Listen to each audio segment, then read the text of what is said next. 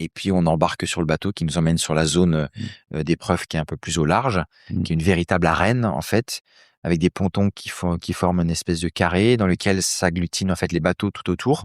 Bateau médical, bateau de la sécurité, bateau des organisateurs, bateau média aussi, etc. Bateau d'évacuation, bateau d'accueil des athlètes, etc. Donc, il y a du monde, quand même. Il y a du monde, ça fait du bruit, hein. Ouais. Puis ça bouge parce qu'il y a du vent, il y a de la houle, donc ça fait du bruit. Enfin, il y a une ambiance électrique ce jour-là. Ouais. C'est très tendu, vraiment très tendu. Il fait froid, on a perdu des degrés parce qu'il a plu dans la nuit.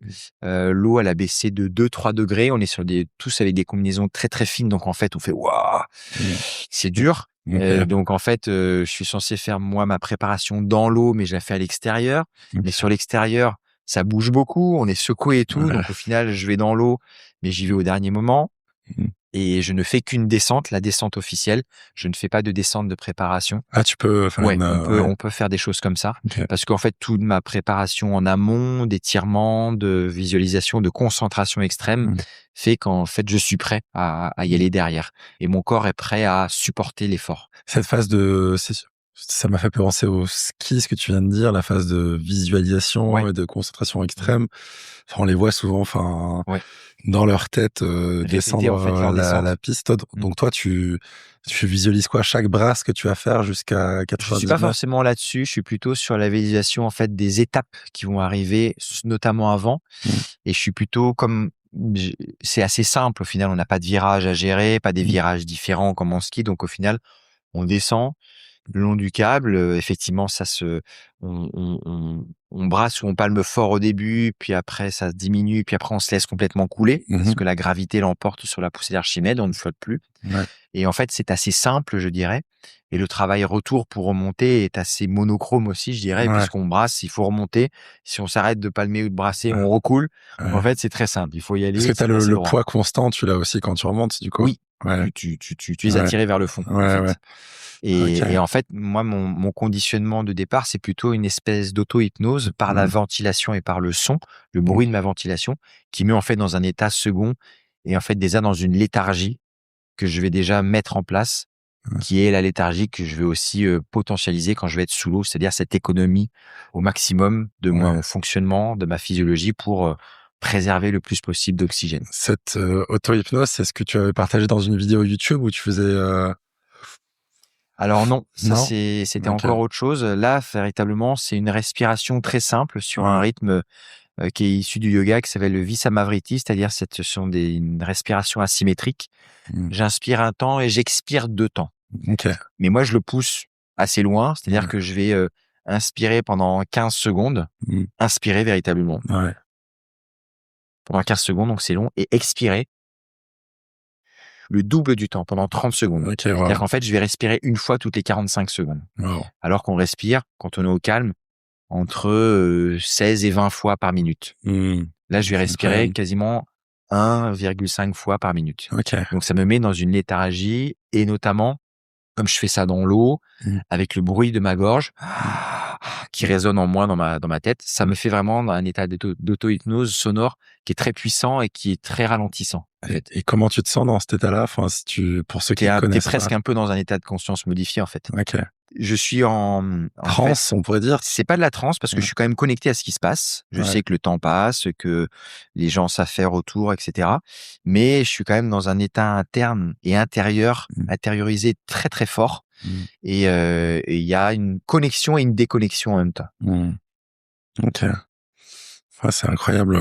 Mais c'est très puissant pour justement trouver ce ralentissement nécessaire à la performance ultime qui va suivre et qui nécessite, elle, un ralentissement encore plus fort. Et justement, est-ce que tu peux nous décrire, si c'est possible, en termes de sensations corporelles, t'as coulé C'est très dur, en fait, à décrire ce qui se passe sous l'eau quand tu le vis pas. Et c'est très dur à mettre des mots, en fait.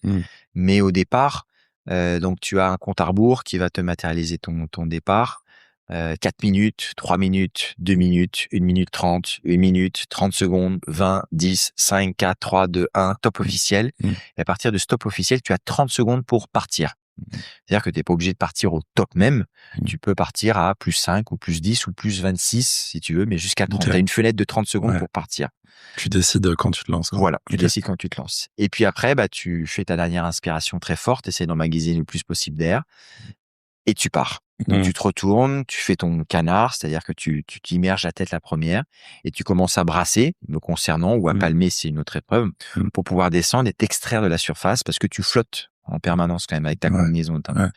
Donc tu luttes contre ça, puis progressivement, en fait, ton volume réduit, ta cage thoracique s'écrase, ta combinaison qui est faite de bulles d'air aussi s'écrase et tu flottes de moins en moins, jusqu'à ce que tu ne flottes plus, mais que tu coules parce que c'est ton poids qui va être plus important que cette poussée d'Archimède qui te maintient vers le haut, qui te fait flotter. Donc là, tu commences à couler, mais tu commences à couler tout doucement. Donc tu accompagnes encore ce phénomène naturel, soit par la brasse, soit par les palmes.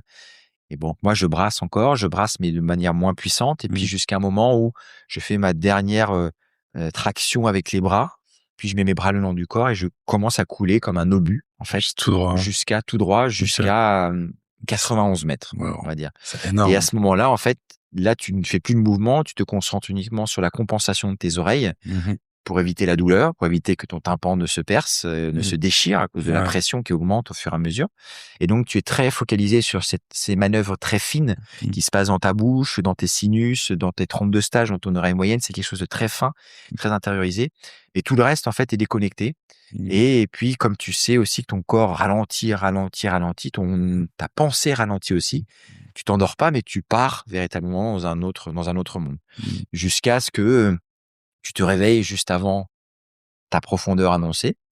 À la profondeur annoncée, tu dois prendre une plaquette qui est là, qui est une preuve en fait que tu as véritablement réussi ta profondeur, ta performance, même si tu as aussi un profondimètre.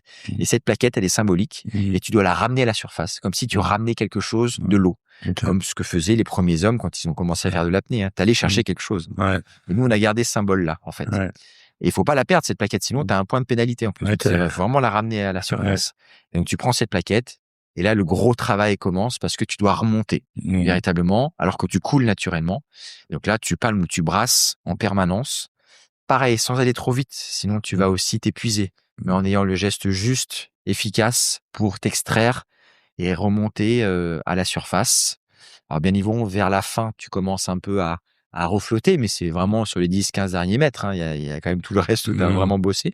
En plus, tu commences à être fatigué, donc tes mouvements ils sont de moins en moins efficients aussi et précis. Et donc, en fait, tu palmes ou tu avances quand même jusqu'à la fin, même si c'est moins important à la fin, mais tu vas jusqu'au bout quand même. Et il y a après, lorsque tu émerges, ces fameux 15 secondes où tu dois réaliser ton protocole de surface, ton équipement, ce signe, la phrase à émoquer et attendre le verdict du juge. Merci d'avoir écouté ce résumé des extraits marquants de l'interview. S'il vous a plu, sachez que l'épisode intégral est disponible sur toutes les plateformes audio, Spotify, Apple, Deezer et compagnie. Allez-y pour prolonger l'écoute, c'est une vraie masterclass riche d'apprentissage. Et, comme vous le savez, Vitamine Sud est un tout nouveau média. J'ai besoin de vous pour lui donner de l'énergie, besoin de vous pour le rendre visible au plus grand nombre. Pour cela, 2 petites actions très rapides aident énormément. Abonnez-vous à la chaîne YouTube, Spotify ou Apple. Mettez un pouce sur YouTube ou une note 5 étoiles sur Apple et Spotify. Ces petits gestes ont un très gros impact. Je compte sur vous. Merci du fond du cœur. Je vous dis à bientôt pour le prochain épisode.